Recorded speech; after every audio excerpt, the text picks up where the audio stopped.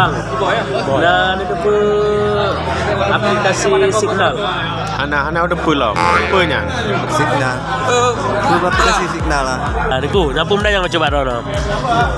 Drone ada pun aplikasi Signal. Aplikasi Signal. Signal HP. Kan aplikasi Signal, aplikasi untuk bayar pajak kendaraan. Oh, barunya lo nih. Kipan caranya?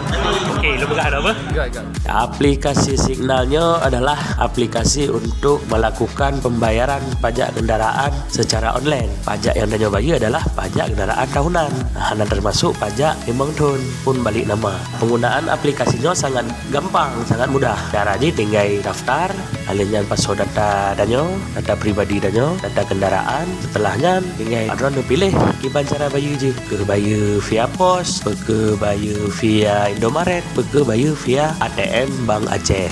Dan untuk cok nota pajak ni jino kagak mudah. Danyo jet hana payah jauh kantor li, jet dapre urmo. Dengan cara nota pajak ni tak kirim alamat danyo via kantor pos atau jecit jauh kantor terdekat dengan syarat membawa bukti pembayaran serta KTP asli sesuai nama di STNK.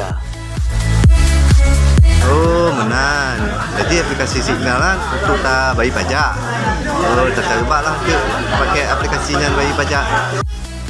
Get, alhamdulillah setelah mendapatkan penjelasan dari awak Ron tentang aplikasi Signalnya untuk tak bayar pajak kendaraan danyo, maka ulun tuan akan mencoba untuk menggunakan aplikasi Signalnya untuk bayar pajak kendaraan. Oh, berarti hayut no? Tapi pajak Honda atau motor, dia bertadu pakai kopi. Nah, payah dia akan sampai gede. Ya, alhamdulillah aman. Oke, terima kasih.